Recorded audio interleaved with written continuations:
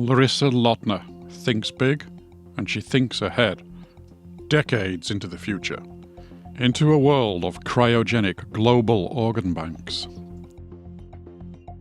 So the big thing that we're trying to do with my research is prevent ice from getting too big in size. So we're trying to overcome ice from shearing tissues and killing cells by forming inside the cells. As far as I know, we're the only ones in the world that are trying to cryopreserve lungs. Right now, lung transplant is the only option for patients in end-stage lung failure, and we're currently not meeting the demand. And so we need to find ways that we can keep lungs alive longer so that we can get them to recipients, and ways that we can store lungs that we don't have a match for at that point in time.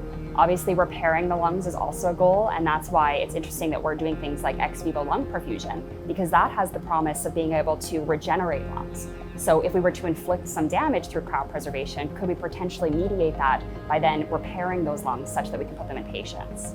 So the ultimate goal of my research is to be able to preserve lungs for such long periods of time that we'd be able to get them across the country or even across the world. And we could create an organ banking network where when we have lungs that aren't compatible for anybody at that given time, we can store them for indefinite periods of time before we're able to transplant them into new recipients.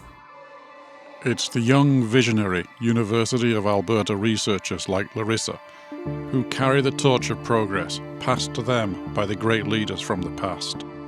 They are creating our future, improving lives together.